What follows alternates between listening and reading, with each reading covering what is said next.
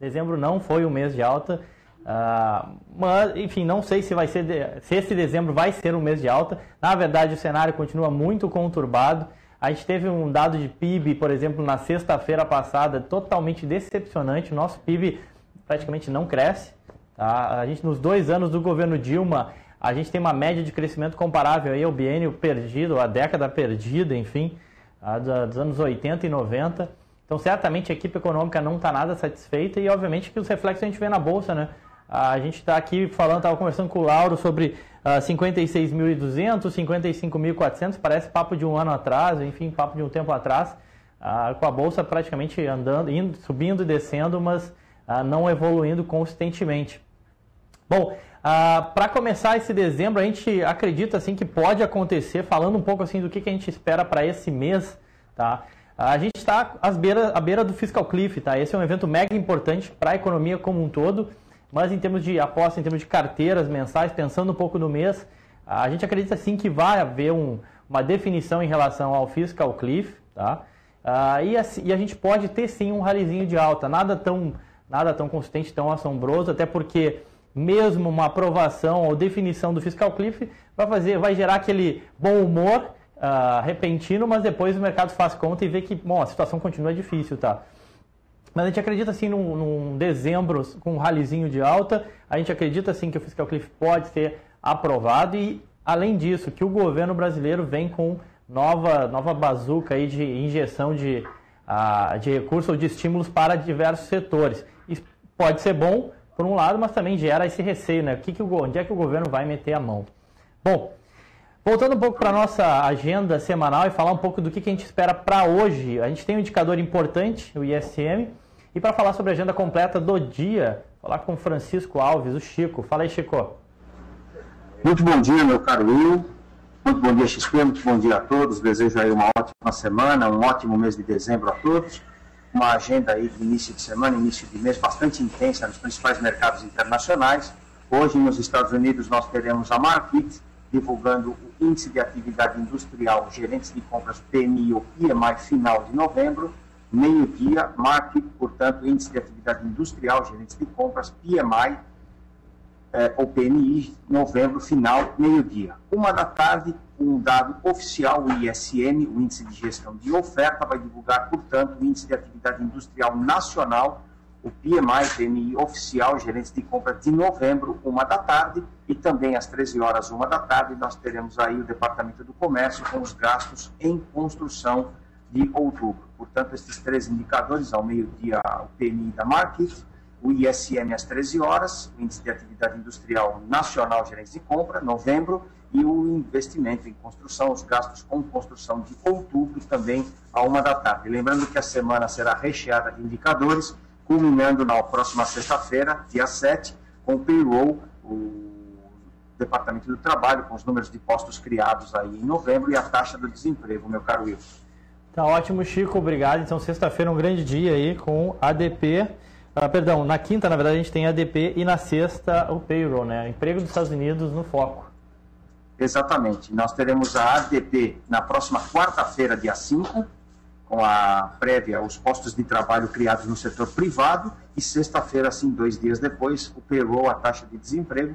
Apenas comentando também, hoje temos reunião do Eurogrupo, os ministros das finanças da zona do euro vão se reunir na Europa, e temos também nesta semana reuniões aí de política monetária do Banco da Inglaterra e do Banco Central Europeu na quinta-feira.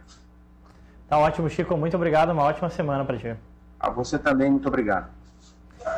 Bom, pessoal, então vamos lá para o nosso departamento de análise. Isso que eu comentei com vocês o governo está preparando novas medidas, não só preparando novas medidas, né, mas a reedição, enfim, a continuação de medidas que já foram tomadas, como, por exemplo, o PSI, Programa de Sustentação de Investimentos, enfim, e outras medidas que o governo já adotou, redução de IPIs e por aí vai, que o governo poderia simplesmente renovar isso, né? Ou seja, para tentar continuar dando um ânimo para a nossa indústria. A nossa indústria até mostrou um certo crescimento e, nesse sentido, a gente tem dados do CNI, Confederação Nacional das Indústrias, na quinta-feira, tá? Mas o governo pode trazer novas medidas também para varejo, para construção civil, tá? Então vale ficar de olho nesses 2 setores, varejo e construção civil, que pode ter medida de estímulo do governo. Bom, para falar não sobre varejo de consumo, mas sobre autopeças e portos, falar com o Daniel Noronha. Daniel, o Trump falou que a LLX ainda está muito barata, mesmo depois da alta, é isso? É isso aí, William. Primeiramente, bom dia a todos. Bom, pessoal, quinta-feira a gente deve ter, né, alguma resolução no setor portuário. A Dilma deve anunciar de fato aquele grande pacote com um nível de recursos privados que vão entrar com forma de investimento, né, dado novas concessões, como é que vai ser o novo perfil da companhia Docas, como é que eles vão atuar nesse setor portuário. E a gente consegue enxergar ainda 3 assimetrias interessantes nesse segmento. LLX, tá? Mesmo depois dessa alta, está barata, pelo menos na nossa percepção. Sim, o papel tem um risco AIC, igual o SX tem, igual as empresas X têm. Ou seja, o mercado, às vezes, ele fica um pouco incipiente a qualquer empresa do grupo X. De fato fica, mas a assimetria de valor chegou num tal ponto que está muito grande com relação a LLX, sim. Tá? Santos Brasil é outro papel que a gente gosta, continua barato, vem entregando bons resultados. A gente acha que o governo não vai falar de renovação de concessão, nenhum mecanismo especial ainda nessa quinta-feira. O investidor está fora do papel, está leve nele por conta disso, desse receio, mas ele tem bastante valor caso consiga renovar a concessão do Tecon Santos. E o Wilson Sons, que seria a empresa mais tranquila aí do segmento para ter exposição, mas tem uma baixa liquidez, o que limita aí a capacidade de investimento. Então, vamos ficar ligado, quinta-feira nessa semana vai sair, deve sair nesse esse famigerado aí pacote de logística portuária, e a gente vai ter um embasamento um pouco melhor para analisar as empresas desse setor. Mas essas são as 3 assimetrias que chamam a atenção.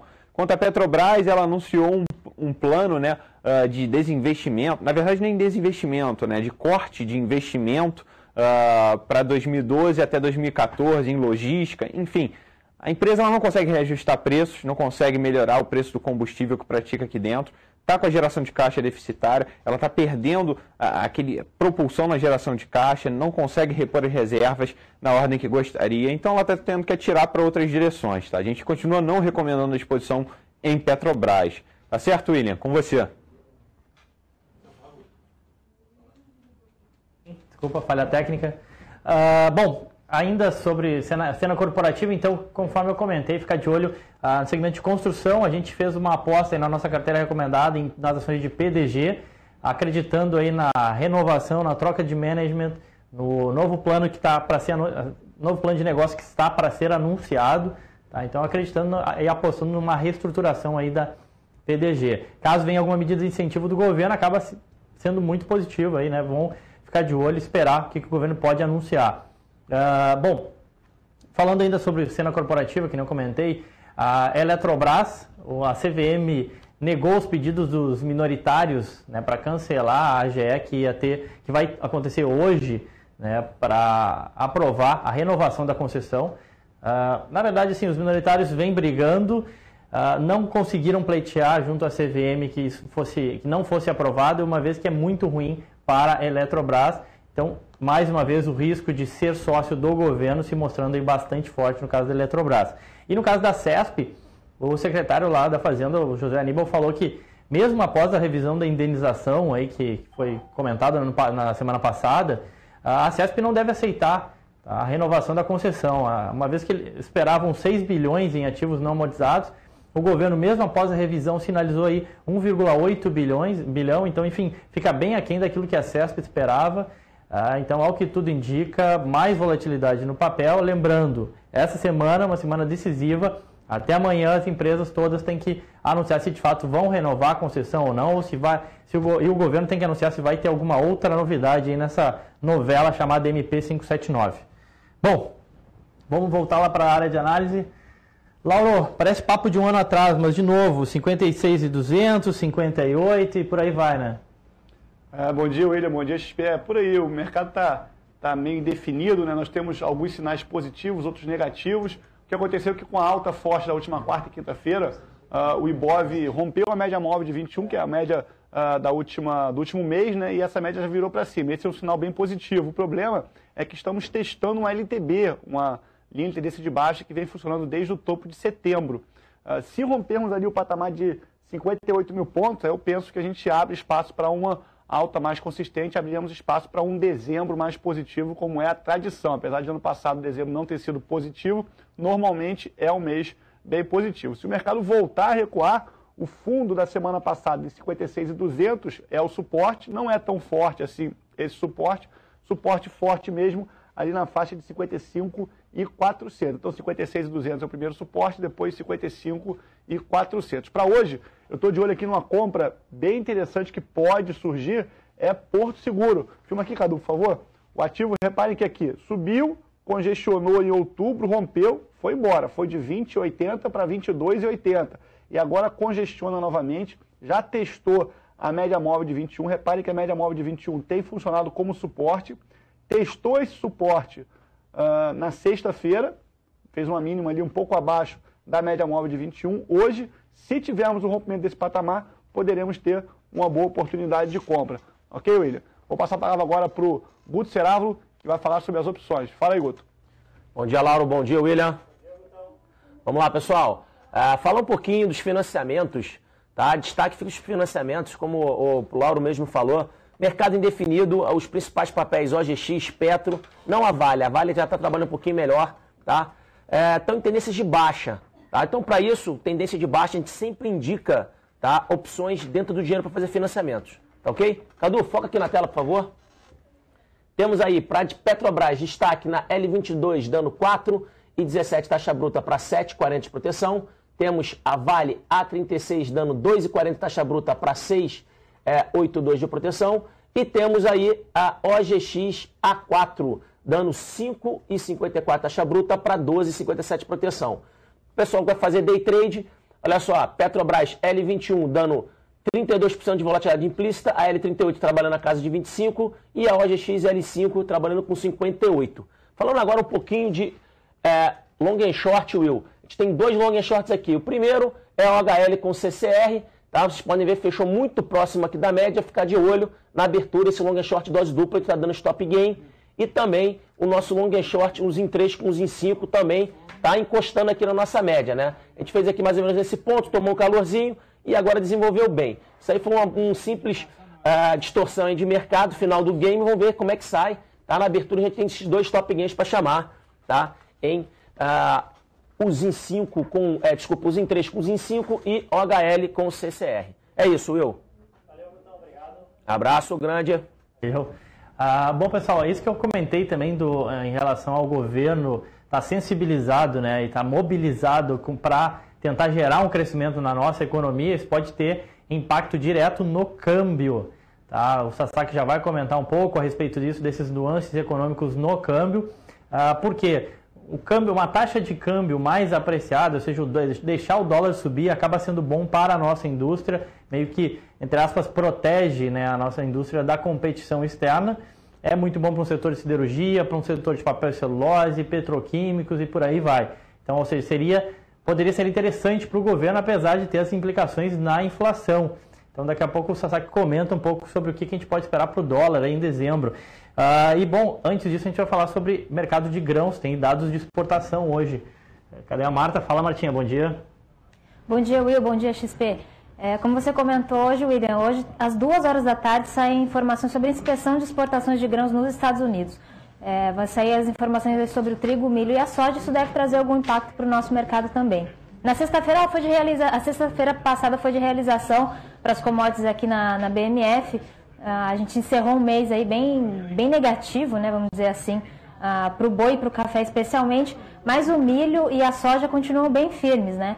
A soja, que ainda precisa de algum movimento mais forte para reverter a tendência de médio e longo prazo, que ainda é baixista, mas o milho continua forte, especialmente aqui na BMF, William. Sem perder tempo, vamos aqui para os gráficos, por gentileza, Cadu. Vou comentar primeiro com vocês aqui o BGI Z12, esse é o boi vencimento dezembro, que continua em tendência de baixa. A gente não teve muita alteração no mercado físico, o preço do atacado continua apresentando preços estáveis, e o preço agora da arroba testa os 95,70 como resistência. Para baixo fez mínima aqui em 95,40, abaixo desses 95,40 pode buscar um suporte em 94,90. Esse aqui é o CCMF13, continua muito forte aqui em tendência de alta, já abriu com gap para cima aqui, acima dos 35,65, que agora é suporte, e tem resistência aqui nos 36,99, que foi a máxima da sessão anterior. E esse aqui é o café, esse FH13, que está mostrando bastante volatilidade, fez a mínima aqui em 185,50, ele quase bateu ali e voltou agora 188,35, tem resistência 189,10, depois 190,30. Para as commodities agrícolas é isso, William. Deixo vocês agora com os comentários financeiros do Caio Sasaki. Bom dia, Caio. Bom dia, Marta. Bom dia a todos. Opa. Sasaki, tivemos problema com o som do Sasaki. Daqui a pouquinho já retornamos para ele. Lembrando então, pessoal, agenda, o que tem de importante na agenda hoje? Às 13 horas a gente tem um indicador mega importante, atividade dos Estados Unidos. Pode ser que a gente já veja um certo impacto aí da Sandy, né, que passou lá em Nova York, atrapalhando um pouco, ou seja, um dado um pouco aquém do que vinha sendo apresentado anteriormente. E lembrando, né, quinta e sexta, indicadores mais relevantes da semana também, talvez com impacto já da Sandy, dados de emprego nos Estados Unidos. Agora sim, Sasaki funcionando, vamos lá. Olá, Will. Bom dia a todos. Bom, nesse momento temos os mercados lá fora, o S&P Futuro ensaiando o movimento de compra, testando inclusive um gatilho muito importante para um movimento de compra um pouco mais expressivo. Sem perder tempo, vamos para a tela aqui, Cadu. Mercado testando aqui, região dos 1.418,5. Para quem acompanha o S&P Futuro, vale ficar de olho neste ponto. O rompimento deste 18,5 liberaria um movimento de compra um pouco mais expressivo. Na contramão, o mercado lá fora só liberaria um movimento de venda, só enfraqueceria se perdesse 1.414,5. Vale lembrar que este 14,5 foi o preço de fechamento de sexta-feira, ou seja, se o mercado futuro norte-americano negativar, a gente pode esperar aí um movimento de correção um pouco maior. Mas nesse exato momento a expectativa segue mais compradora. Com relação ao índice futuro, o mercado ele segue um pouco lateralizado, atuando em patamar positivo neste momento. Para cima, teríamos um primeiro gatilho para a compra para giro curto, para quem gosta do day trade, na região aqui dos 57.950. Rompendo este 950, a próxima resistência estaria nesses dois topos marcados aqui, que são os 58.200. Vale lembrar que esse 58.200 consta na folha de pontos para day trade. Na contramão, o mercado precisaria perder a região dos 57.600 para enfraquecer. Neste caso, perdendo este 57.600, poderia liberar uma venda rumo à região dos 57.350, mas ainda sem assustar, mantendo aí para um curtíssimo prazo uma expectativa um pouquinho mais compradora. Falando do dólar futuro, vale ressaltar que este dólar aqui é um dólar futuro com vencimento em janeiro de 2013, tá ok? Letra F de faca 13. O dólar futuro seguia aí numa entoada de compra muito boa, seguindo um patamar positivo, quando de repente aqui, alguns minutos atrás, o Banco Central voltou a atuar na ponta vendedora através de um leilão de swap cambial. Com isso, a moeda bateu forte. Nesse momento, para o dia de hoje, a gente pode esperar aí uma expectativa um pouquinho mais vendedora. Contudo, a partir de fundamentos, a gente tem uma pressão ainda compradora. Daqui a pouco eu volto a comentar com vocês. Antes disso, só vou falar um pouquinho sobre os pontos. Para cima temos uma resistência lá na região dos 21,33, tá? 2,133. Acima desses 33 deve focar na região do 2,147, região onde marcou máxima na sexta-feira. Para baixo, se perder o 2,116, a moeda pode pesar aí com um pouco mais de força. Neste caso, o próximo suporte abaixo desse 16 será o 2,110. Tá ok? Já com relação aos fundamentos, vale ressaltar que a moeda segue com uma pressão compradora devido a essa questão da economia. O governo espera acelerar aí a nossa produção industrial e uma moeda um pouco mais valorizada viria a favorecer esta questão. Na contramão, o governo tem que controlar, de certa forma, a valorização da moeda por conta da inflação. Então, a nossa expectativa é que ele viesse a atuar na faixa dos 2,15, que foi o que, de fato, acabou de acontecer nesta manhã.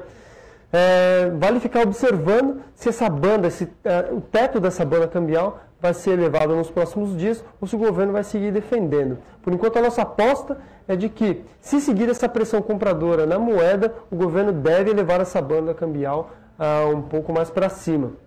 Ainda para fechar, vale ressaltar que na sexta-feira houve compra bem expressiva por parte dos estrangeiros. Foram 27 mil contratos na compra. Com isso, a posição vendida no dólar deu uma boa diminuída. Foi para 23 mil contratos vendidos.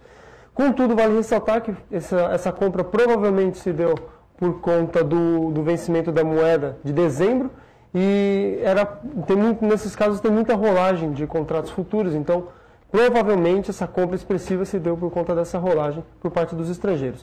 Já no caso do índice futuro, na sexta-feira houve uma compra de 1.000 contratos aproximadamente. Com isso, o saldo fechou em 44 mil contratos vendidos. É isso aí, pessoal. Fiquem atentos aqui no chat para mais informações e um ótimo mercado a todos. Obrigado, Sasaki. Bom, vamos lá. Pessoal, falei da agenda já da semana e muita gente pergunta, né? E o Fiscal Cliff, teve novidade? Bom, Geithner falou que espera que os republicanos aceitem o aumento de impostos aí para altas rendas, digamos assim, e que deve chegar a um acordo. Mas, enfim, de concreto, nada. Na verdade, só comentários daqui, comentários dali de que vão chegar a um acordo. Qual que é a data limite para isso, tá? Sexta-feira, 21 de dezembro, tá? Ou seja, o último dia, seria um último dia aí, até porque o mercado já meio que para depois disso, né? A gente tem Natal, tem Ano Novo, já reduz liquidez bastante. Então, assim, muito importante chegar até um consenso, chegar a um acordo até o dia 21 de dezembro. Então, até lá a gente tem aí alguns dias, 18 dias de volatilidade. E conforme eu falei, né? A gente acredita que sim, tendo uma resolução, a gente pode ter um movimento de bolsa positivo. Na ponta contrária, atribuindo um cenário de probabilidade menor, ou seja, de não se chegar a nenhum acordo, a gente poderia ver assim a nossa bolsa sofrendo bastante caso os congressistas americanos não cheguem a um consenso. Tá? Então é um cenário meio binário, começamos o mês ainda nesse tom de expectativas, mas vamos lá, pessoal, vamos com tudo, sem desânimo. Mês de dezembro, tem Natal aí pela frente, tem Ano Novo, vamos começando a semana, uma ótima semana a todos, bons negócios, muito dinheiro e saúde. Valeu!